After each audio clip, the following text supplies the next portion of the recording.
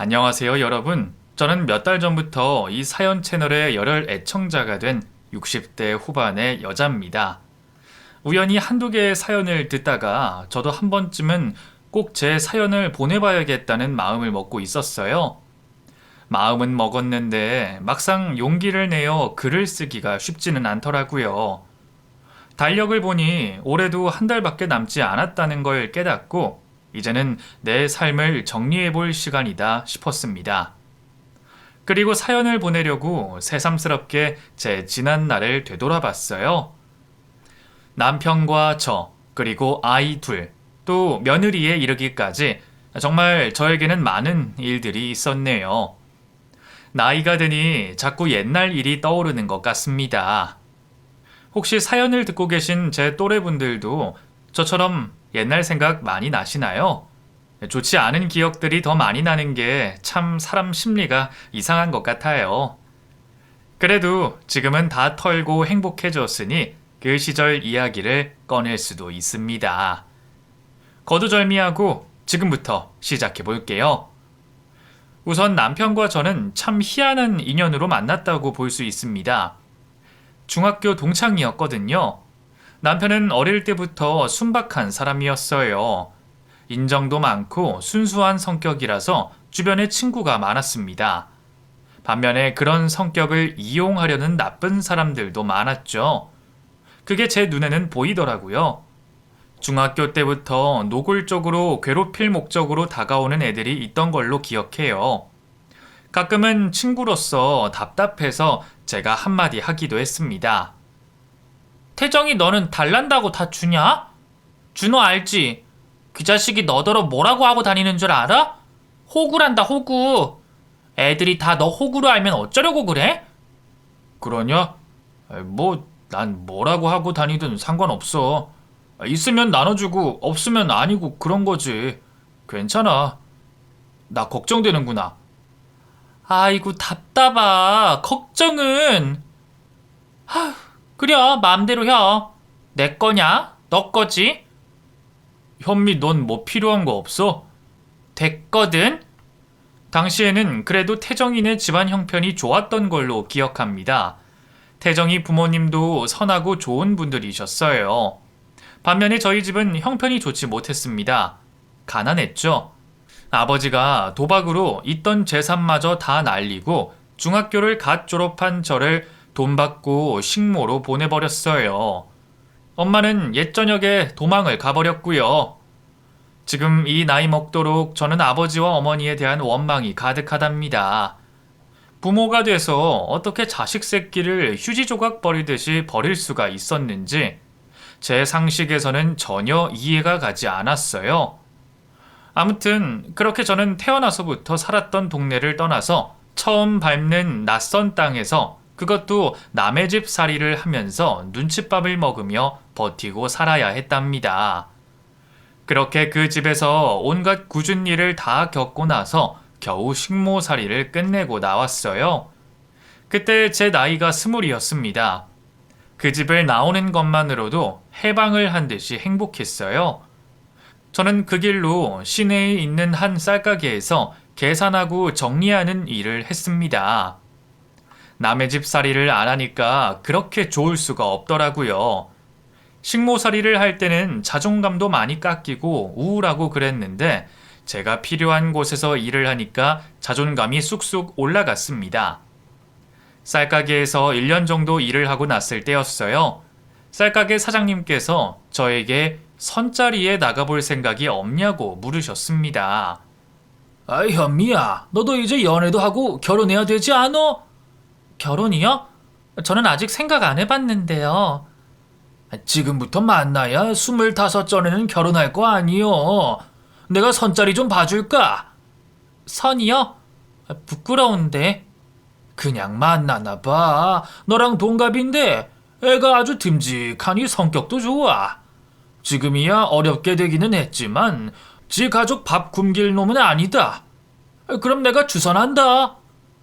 저는 부끄럽기는 했지만 사장님이 워낙 좋으신 분이라서 믿고 마음대로 하시라고 말씀드렸습니다.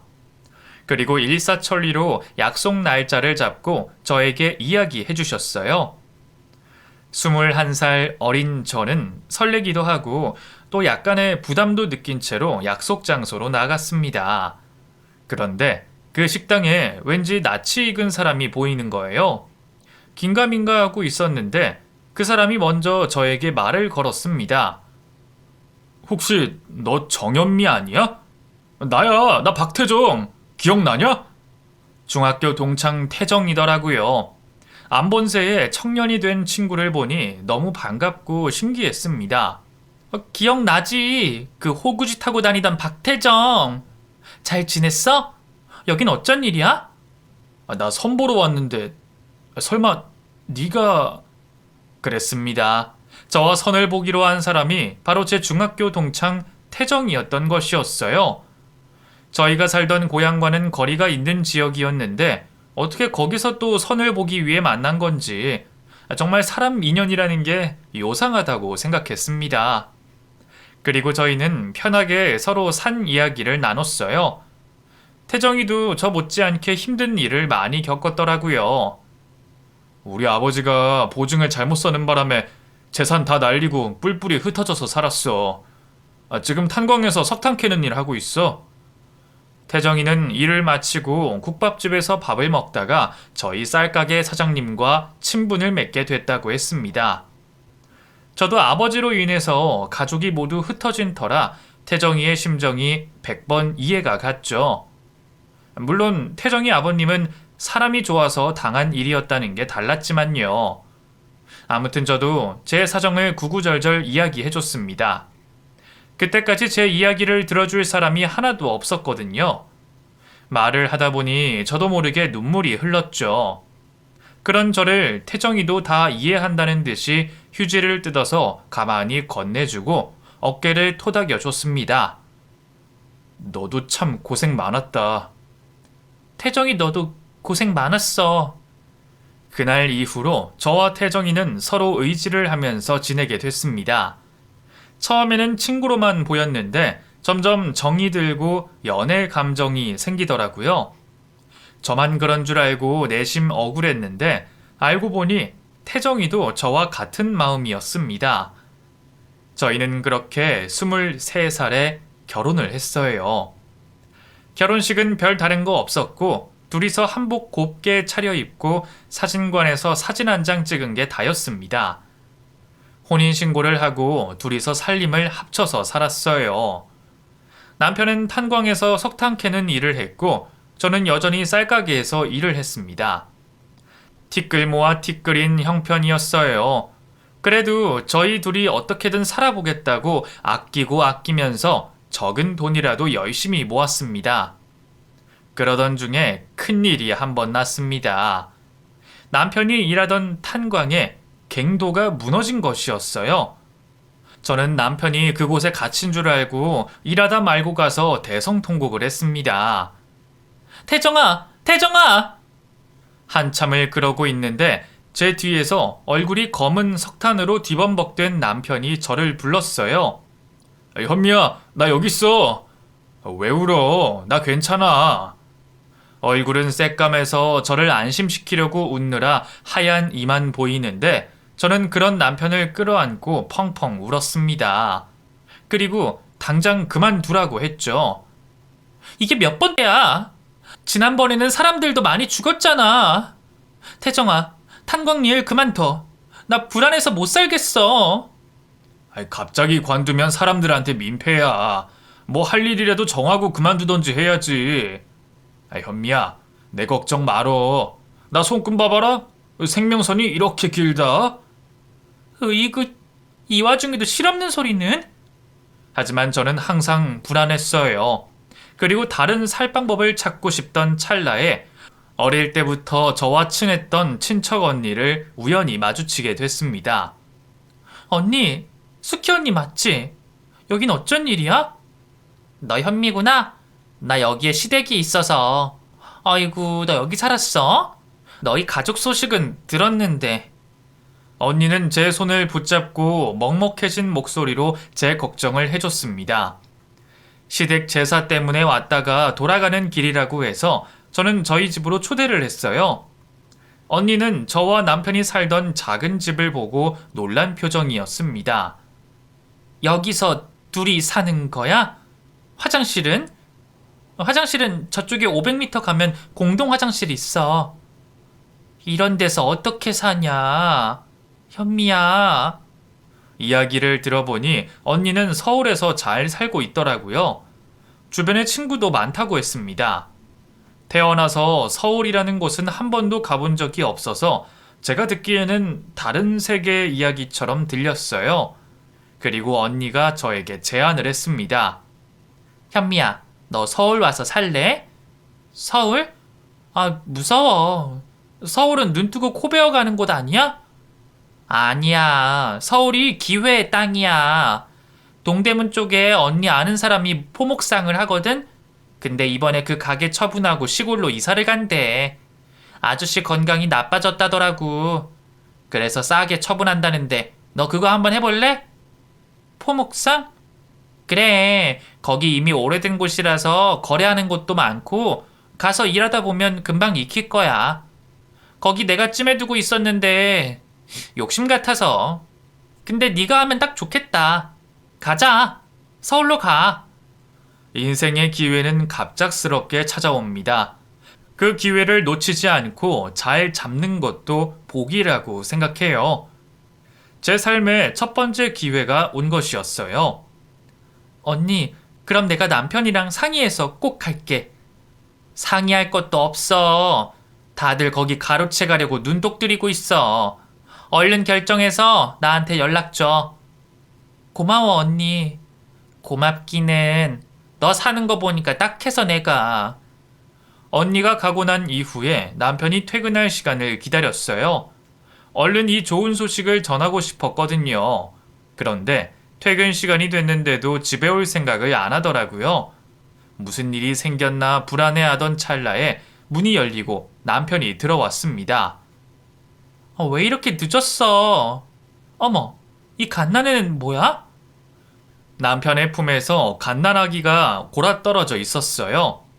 저는 그걸 보고 깜짝 놀랐습니다. 그리고 남편이 말했죠. 우리 사무실 앞에 이 아이가 놓여져 있더라고. 아마 누가 내다 버린 것 같아. 근데 걔를 왜 집으로 데리고 와? 어디 고아원이라도 맡겨야지. 아니, 목이 찢어지게 울던 애가 날 보더니 눈물을 딱 멈추고 까르르 웃는데 어떻게 다른 데다 보내. 현미야, 우리가 이 애 키우자. 남편의 성정상 그럴 만도 했지만 저는 당장 아이를 기를 여력이 없다고 생각해서 반대를 했어요. 하지만 남편이 무릎까지 꿇고 빌고 빌어서 어쩔 줄을 몰랐습니다. 그러던 중 애같게 울어서 저는 나가서 분유와 분유통을 사다가 삶고 바로 애한테 분유를 먹였어요. 살겠다고 열심히 분유통을 붙잡고 먹는 아이를 보니 저도 마음이 짠해졌습니다. 남편이 어디서 나온 애는 아닌지 하는 의심은 티끌만큼도 들지 않았어요. 그럴 위인이 못 됐거든요. 그렇게 하루 이틀 시간이 흘렀고 결국은 남편도 저도 아이한테 정이 들어서 어디 보낼 수가 없었습니다. 그리고 저는 아이를 보느라 깜빡 잊었던 이야기를 남편에게 꺼냈어요. 여보, 우리 서울 가자. 서울? 웬 갑자기 서울이야? 남편이 당황했지만 저는 차분히 설명을 해줬습니다. 한참을 고민하더라고요.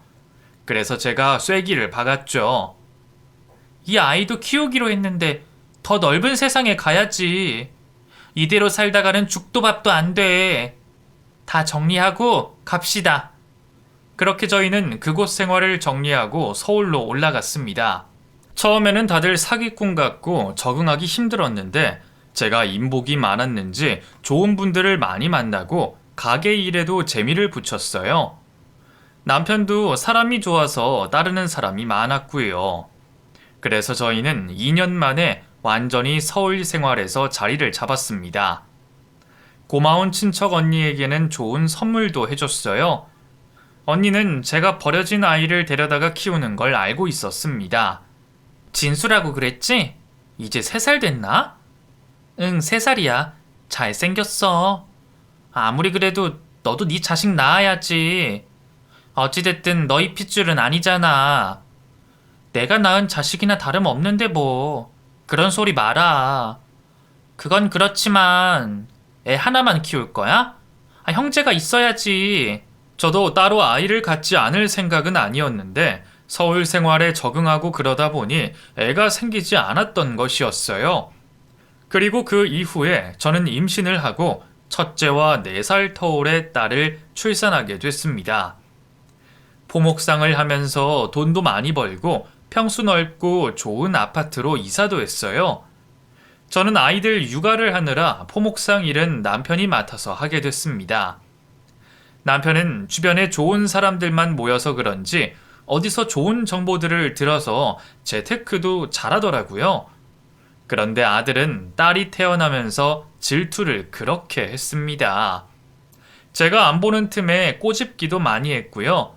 그럴 때마다 저는 좋게 타일렀죠. 진수야, 동생 꼬집고 그러면 안 돼. 동생이 아야하잖아. 진수는 동생이 미워? 응, 못생겼어. 미워. 너무 싫어. 아이고, 우리 진수가 왜 그럴까? 오빠가 동생을 미워하면 어떡해. 엄마는 진수도 소중하고 우리 진이도 소중하단 말이야. 둘이 사이좋게 지냈으면 좋겠는데. 몰라. 난 얘 싫어. 그때는 어려서 그런가 보다 했는데 아들은 커갈수록 주체할 수 없을 만큼 말썽꾸러기가 됐어요. 다른 엄마들한테 얼마나 사과를 많이 했던지 모릅니다. 결국 중학생 때는 한 친구를 왕따시키고 괴롭혀서 강제 전학까지 가게 됐습니다. 아무리 붙잡고 타이르고 애원을 해도 아이는 달라지지 않고 제멋대로 굴었어요. 손을 잡으려고 하면 할수록 미끄러져 나가는 느낌이었습니다. 학업도 역시 엉망진창이었고 나쁜 친구들과 어울려 다니기 바빴죠. 한 번은 남편이 크게 혼을 낸 적도 있었습니다. 진수, 너 이놈의 자식! 언제까지 엄마 아빠 속썩이고 다닐 거야? 도대체 왜 그러는 건데? 내가 뭘? 난 그냥 친구들이랑 노는 게 좋아. 누가 노는 거 가지고 그래? 다른 사람들 괴롭히고 나쁜 짓은 하지 말아야 할 거 아니야, 이놈아! 알았어, 알았다고. 하지만 그때뿐이고 변하지 않는 아들의 모습에 한숨만 들어갔죠. 아들 신경 쓰느라 정작 딸에게는 많은 관심을 주지 못했습니다. 그래도 딸은 알아서 잘 커졌습니다. 필요한 게 있으면 알아서 말을 했고 저는 그걸 해주기만 했어요. 그런데도 전교 1등을 놓친 적도 없었습니다. 그게 참 대견하기도 하고 미안하기도 했어요. 아무튼 그렇게 시간이 흘렀고 딸은 고1이 되고 아들은 대학 입학은 꿈도 꾸지 못하고 집에서 빈둥빈둥 허송세월을 보내다가 친구들 만나러 나가기 바빴습니다. 군대에 다녀오면 정신 차리겠지 하는 마음으로 기다렸던 것 같아요. 어떻게든 정신개조를 했어야 했는데 결국은 아들은 입영 날짜를 받아놓고 사고를 치고 말았습니다. 군입대를 2달 앞둔 어느 날 아들이 지보다도 앳되어 보이는 여자아이를 데리고 왔어요. 그런데 애가 배가 불룩하더라고요. 보자마자 앞불싸했습니다. 엄마, 내 여자친구야. 얘 임신했어. 5개월이래. 나 입대 전에 결혼하려고. 그렇게 아무렇지도 않게 이야기를 하는데 저는 기가 막혀서 말문이 막혔죠. 어머니 안녕하세요. 저는 이민지예요. 올해 20살이고요. 오빠, 집 엄청 좋다. 우와. 그 아이의 부모가 걱정돼서 우선 저는 마음을 가다듬고 물었습니다. 그럼 너희 부모님은 이 사실을 아시니? 부모님이요? 저 부모님 없어요. 고아예요, 고아. 그 말을 듣고 머리가 지끈지끈 아파왔어요. 애들이 애를 가졌다고 하니 어느 부모가 그 사실을 쉽게 받아들일 수 있을까요? 그날부터 그 아이와 아들은 대놓고 아들 방에서 함께 지냈습니다. 남편과 저는 골머리를 썩혔어요. 일을 어째 여보, 어떡해? 아휴, 저놈이 정말 하다하다. 저거 군대 갔다 오면 정신 차릴 줄 알았더니 그 전에 이렇게 일을 치고. 결혼시켜야지 뭐, 어떡해? 지가 저지른 일 책임져야지. 남편이 그렇게 말했습니다. 속은 탔지만 그게 맞는 거였어요. 그래서 저희는 생전 처음 보는 아들 아이를 뵌 여자아이와 함께 지내게 됐습니다. 그 사이 아들은 군대에 가버렸어요. 그때부터 저는 졸지에 어린 며느리 수발을 들어야 했습니다. 어머니, 고등어 구웠어요? 왜? 너 생선 좋아하잖아. 왜? 별로야? 몇 번을 말해요. 저는 굴비나 갈치 좋아한다니까요. 얼른 갖다 버리세요. 이 아까운 걸 왜 버리냐? 우리 진이가 좋아해. 너는 굴비 구워줄게. 저 토할 것 같다고요. 버리라고요. 어릴 때 식모살이를 했던 그 기분이 들었어요. 어린애가 어찌나 까탈스럽던지 고등학교를 다니고 있던 딸도 새언니 때문에 고초가 이만저만이 아니었어요. 엄마, 언니가 또 내 방 들어왔었나 봐. 뭐? 걔가 네 방을 왜? 몰라. 내 교과서에 맨날 낙서해놔. 나 진짜 짜증나. 수업 시간에 필기해둔 거에도 낙서해놓고 미치겠어. 일부러 그러나 봐. 엄마가 잘 말해볼게. 아우, 속상해. 저는 참다 며느리에게 한 소리 했습니다. 민지야, 진이가 이제 고등학생이고 수험생이잖니. 그런데요? 그런데요가 아니라 네가 좀 신경 써줘. 네 시누이 공부 욕심 있는 거 알잖아. 애 방에서 애 책에 낙서하고 그러지 마라. 심심하면 너 볼 책 사줄까? 너 뭐 좋아하는 거 있어? 제 물음에 답변도 하지 않고 저를 노려보더니 쾅 하고 문을 닫고 들어가 버렸습니다. 어처구니가 없더라고요. 이런 말은 뭐하지만 애가 부모한테 배운 게 없어서 저러나 싶기도 했어요. 그런데 며느리는 기다렸다가 지시애비 앞에서 하소연을 했습니다. 마치 저와 제 딸이 뺑떡 어미처럼 군 것 마냥 말이에요. 아버님, 저 이 집에서 못 살겠어요. 저 나가서 살래요. 어머니랑 아가씨가 저 미워해요. 어찌나 연기를 잘하던지 남편도 저와 딸을 나무랐어요. 저와 제 딸은 그저 얼떨떨했습니다. 그리고 남편은 아이를 낳으면 따로 집을 구해주겠다고 했어요. 며느리 사랑은 시아버지라더니 남편은 며느리 앞에서 기를 쓰지 못했던 거예요. 그렇게 출산을 하고 나서 며느리에게 저희 집과 가까운 곳에 아파트를 얻어줬고 며느리는 애만 덜렁 저한테 맡겨두고 뭘 하느라 바쁜지 일주일에 한 번씩만 겨우 애를 보러 왔습니다. 남편에게 들어보니 사업을 하겠다고 돈을 가져간 모양이더라고요.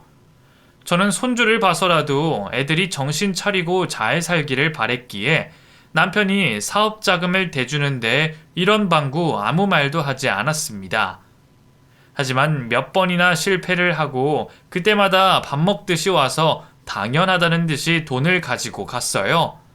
가져간 돈만 해도 몇 억은 넘을 거예요. 아들이 제대하고 둘이 인터넷 쇼핑몰인가 뭔가를 차렸다고 했습니다. 그것도 한두 번 실패를 하고 나서 겨우 성공을 한 모양이었습니다.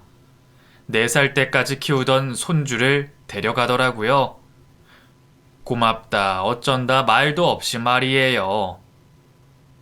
할아버지 할머니한테 인사해. 이제 엄마랑 아빠랑 같이 살 거야. 그러자 손주가 울면서 칭얼댔습니다. 싫어. 나는 할머니랑 살 거야. 엄마 아빠랑 안 살 거야. 어머님, 저희 갈게요. 요즘 진짜 바쁘거든요. 저희 사업 대박 났어요. 며느리는 그 말만 하고 쏠랑 나가버렸습니다. 정말 허무하더라고요. 당시에 제 딸은 법대를 입학해서 다니고 있었습니다. 딸은 자기 오빠를 싫어했어요. 난 오빠가 이해가 안 돼. 어떻게 엄마한테 그래? 엄마가 손주 보고 싶어 하는 거 다 알면서 연락도 안 하고. 참나. 바쁘다는데 어쩌겠어. 엄마 아빠 밑에서 어떻게 오빠 같은 애가 나왔는지 모르겠다. 가끔 보면 남 같다니까. 딸이 그런 말을 하면 저는 괜히 흠칫 놀랐습니다. 정말 손주가 보고 싶고 궁금했지만 제가 연락을 하면 피하기 바쁘고 명절 때도 찾아오지 않았어요. 나중에는 무소식이 희소식이려니 하고 통달할 지경에 이르렀습니다. 남편은 저보다 더 속상해 하더라고요. 내가 지들한테 어떻게 해줬는데 전화하니까 뭐라는 줄 알아? 뭐라는데? 귀찮게 하지 말래. 그게 지 애비한테 할 소리야? 아휴, 이제 안 할 거야. 지들 잘 살면 됐지 뭐. 그래, 괜히 속만 상하니까 연락하지 말어. 걔들도 언젠가는 철들 날이 오겠지. 잘 살면 됐어. 그렇게 세월이 흘렀고 딸은 사법고시를 패스하고 변호사가 됐습니다. 딸도 이제 자리를 잡았겠다. 남편과 저는 서울 생활을 정리하고 조용한 시골로 내려가서 살자고 이야기를 했어요. 포목상을 정리하고 여행을 가서 봐둔 전원주택에 계약을 해두고 이사 준비를 한창 하던 때였습니다. 남편이 갑자기 짐을 싸다가 털썩 자리에 주저앉아서 허리가 아프다고 일어나지를 못했어요. 일으켜 세우려고 하는데 자꾸 다리에 힘이 풀렸습니다. 당황한 저는 아들에게 전화를 걸었어요. 왜요? 진수야, 네 아빠가 쓰러졌다. 너 어디니? 와서 아빠 좀 부축하고 같이 병원 좀 데리고 가자. 엄마, 그런 일이 있으면 119에 전화를 해야 할 거 아니에요. 저한테 전화하면 어떡해요? 가지가지 하시네 정말. 뭐라고? 너 그걸 말이라고 해? 제가 그렇게 말하자마자 아들은 전화를 끊어버렸습니다. 남편도 옆에서 듣고 한숨을 내셨어요. 결국 저는 119에 전화를 걸어서 남편과 응급실로 향했습니다. 처음에는 허리 디스크겠거니 하고 별 걱정을 하지 않았어요. 하지만 의사는 정밀 검사를 해보자고 했습니다. 그리고 검사 결과를 믿을 수가 없었죠. 그 흉추 쪽에 생긴 종양이 뼈를 누르고 있습니다. 네? 종양이요? 암이란 말씀이세요? 예, 지금 이게 수술은 어렵고요. 일단 방사선 치료부터 해보시는 게 낫겠습니다. 의사는 수술을 할 수도 없는 지경이라고 했습니다. 남편도 저도 그 이야기를 듣고 멍한 상태였어요. 모든 걸 정리하고 남편과 편한 전원 생활을 즐기려던 차에 암이라뇨.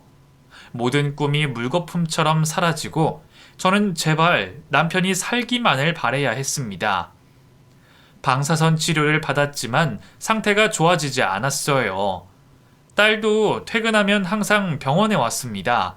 그런데 아들은 제가 연락을 했는데도 올 생각이 없었어요. 남편도 포기를 했더라고요. 손주가 눈에 아른아른해서 보여달라고 전화했더니 궁금해하지 말란다. 사춘기라서 이제 나도 당신도 다 잊었대. 됐어.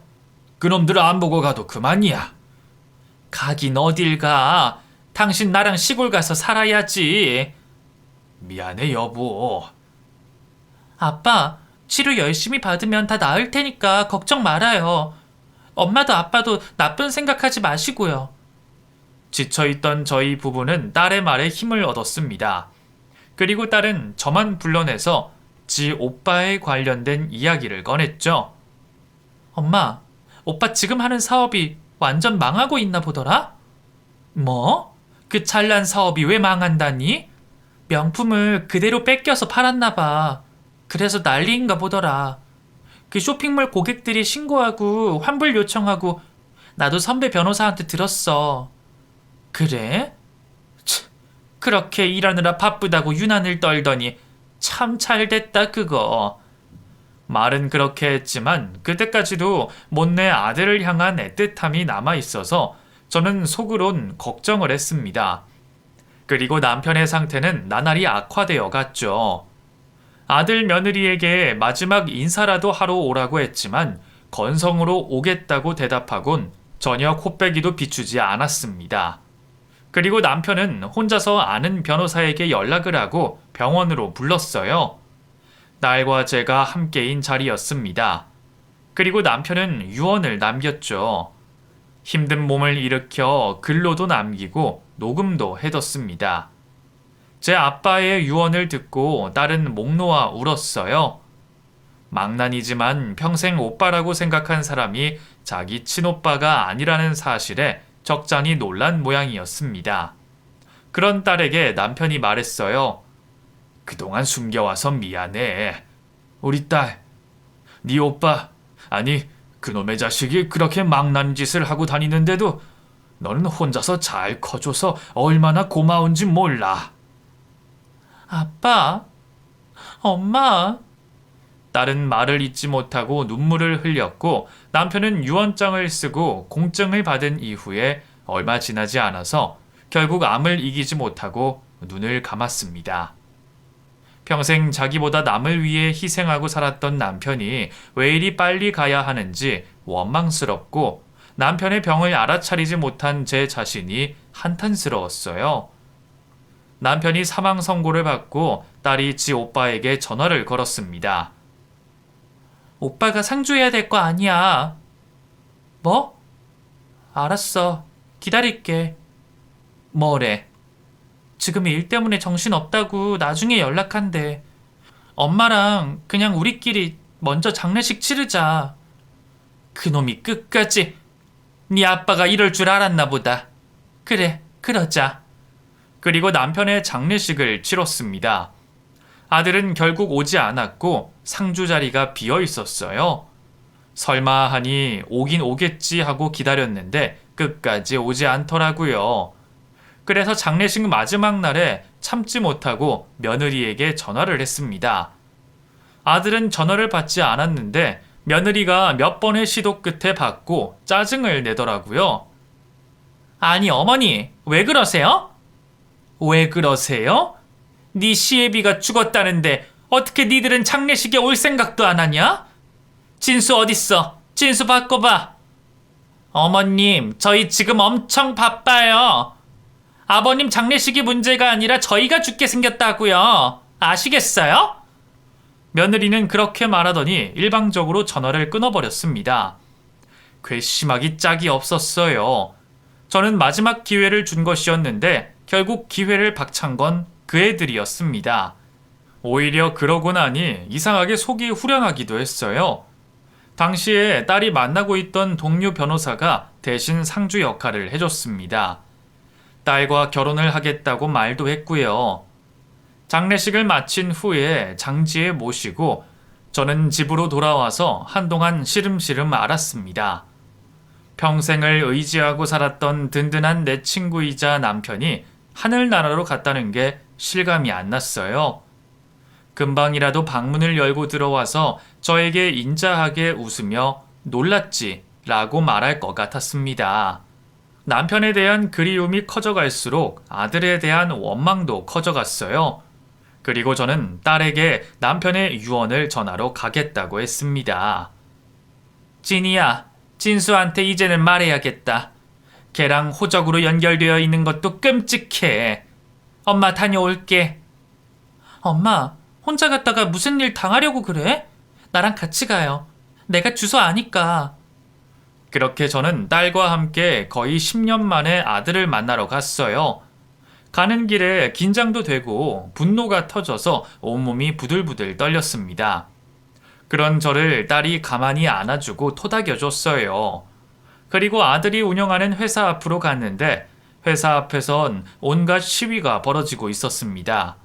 소비자 기만하는 거짓 기업 물러가라! 사기 기업 물러가라! 그걸 보고 딸은 고개를 절레절레 흔들었습니다. 그리고 사무실에 도착을 했는데 아들은 보이지 않았습니다. 며느리가 저와 딸을 발견하자마자 처벅처벅 다가오더라고요. 처음에는 기세가 무서워서 흠칫했는데 제 앞에 서자마자 냅다 무릎을 꿇고 말했습니다. 어머님, 밖에 보셨죠? 저희 좀 살려주세요. 저희 쫄딱 망하게 생겼어요. 아가씨 변호사랬죠? 우리 좀 도와줘요. 예? 며느리는 그렇게 사정을 했고 사무실에 들어와서 그 모습을 본 아들이 며느리를 일으켜 세웠습니다. 아니, 당신 왜 그래? 내가 잘 말한다니까. 엄마 왔어? 지 애비가 죽었는데도 아무 신경도 쓰지 않고 그렇게 말하는 놈을 보면서 저는 분노가 터져 나왔어요. 그리고 아들의 멱살을 잡고 말했습니다. 엄마? 내가 왜 네 엄마야? 나 네 엄마 아니야.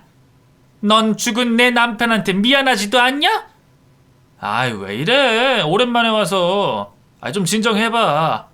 야, 진이야, 엄마 좀 말려봐. 오빠, 아니 박진수 씨. 오늘 아빠가 남기고 간 유언장 들고 왔으니까 그거 확인이나 해. 그리고 딸은 남편이 녹음으로 남긴 유언을 그놈에게 들려줬습니다. 박진수, 넌 내 아들 아니다. 네가 만약에라도 내 장례식에 오면 네 아들을 봐서라도 내가 가지고 있던 재산 중에 일부를 물려주려고 했어. 근데 너 내 장례식 안 왔지? 안 봐도 훤하다. 평생 그렇게 속만 썩히더니. 이놈아, 너 내 자식 아니야. 화나서 하는 말이 아니라 너랑 나랑 피 한 방울 안 섞였다. 물론 네 엄마랑도. 너한테 남길 재산은 한 푼도 없다. 그리고 너 내 호적에서 파낼 거야. 그런 줄 알아라. 병마와 싸우면서도 온 힘을 다해서 그렇게 소리를 칠 정도로 남편은 그놈에 대한 원망이 가득했습니다. 그리고 그놈은 이게 다 무슨 말이냐고 했어요. 이게 무슨 말이야? 내가 아빠 아들이 아니라니. 엄마, 내가 아무리 장남 노릇을 안 했다지만 장난이 너무 지나친 거 아니야? 그놈의 말에 가만히 있던 딸이 그놈의 머리카락을 잡아뜯으며 말했어요. 야, 너 왜 이래? 미쳤어? 박진수 씨, 친자 확인하고 친자 무효 소송할 거예요. 아시겠죠? 딸은 그렇게 차분하게 말했고 힘이 없어 바닥에 주저앉은 저를 일으켜서 부축을 하곤 그곳을 빠져나오려고 했습니다. 그러자 이제야 머릿속에 계산기가 굴러갔는지 그놈과 며느리가 저희 앞을 가로막고 난리를 부렸습니다. 어머니, 아가씨, 이렇게 가시면 어떡해요? 저희도 장례식 가려고 했어요. 그래요, 엄마. 나 이거 믿을 수도 없고 나 아빠 자식이니까 아빠 재산 받을 권리 있어. 안 그래도 힘들어 죽겠는데 왜 이러는 거야? 죄송해요. 예? 그런 그 애들을 보면서 저는 코웃음이 나왔습니다. 이제야 죄송해? 진심으로 죄송하기는 한 거냐? 돈이 아쉬운 거 아니고? 우린 너한테 할 만큼 했어. 이게 다 인과응보라는 거야.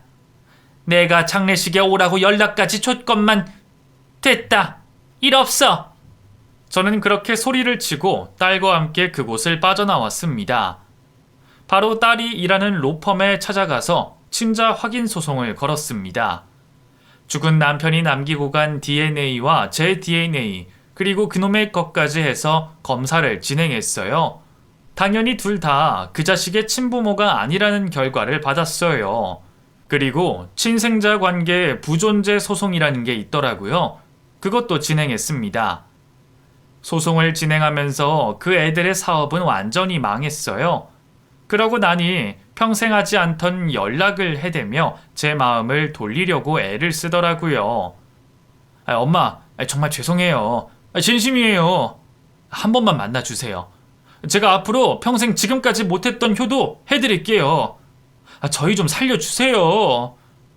진작에 그러지 그랬냐? 이제 와서 변할 건 하나도 없어. 그만 징징대. 기운정이 있다고 마음이 약해지려고 했지만 남편이 남긴 유언장을 보면서 마음을 다잡았어요. 기나긴 소송을 하면서 저는 정말 추악한 인간의 모습을 많이도 보게 됐습니다. 그놈과 며느리, 아니 그놈의 아내는 어떻게든 재산을 상속받으려고 갖은 거짓말을 다 해댔어요. 제가 아들을 차별했다느니 학대를 했다느니 정말 말 같지도 않은 소리를 했습니다. 하지만 그런 증거는 어디에도 없었죠. 새빨간 거짓말이니까요. 아무튼 소송 끝에 결국 그놈은 저희 가족 관계에서 빠지고 상속도 한 푼도 받을 수 없게 됐습니다. 판결이 나도 계속 항소를 하는 바람에 소송이 길어졌어요. 제 딸도 지긋지긋하다고 말할 정도였습니다. 저 인간은 진짜 악질이야. 아빠가 돌아가시기 전에 저 인간이 어떻게 나올지 다 보셨나 봐, 엄마. 그러니까 그런 유언을 남기셨지. 아니었으면 어땠을지 정말 상상도 안 간다. 아무리 항소를 해봐야 아무 소용이 없었습니다. 마지막 판결이 나던 날에 그놈과 그놈의 아내는 제가 4살 때까지 키웠던 손주를 앞세워서 돈을 달라고 요구했어요. 어머니, 얘가 이제 중학생이에요. 많이 컸죠? 저희 좀 살려주세요. 저희 다시 시작할 수 있게 조금만 도와주세요. 네? 저 길러주셔서 정말 감사해요. 마지막으로 딱 한 번만. 그런 두 년놈에게 저는 버럭 소리를 질렀습니다. 애 앞세워서 이게 할 짓이야? 내가 이 애 잘 커서 대학 들어가면 그때 대학 등록금은 어떻게든 마련해 주마. 너희 앞길 너희들이 알아서 개척해. 가증스러운 것들. 중학생이 된 아이는 저에 대한 기억이 하나도 남아있지 않아서 저를 보고도 대면대면했습니다.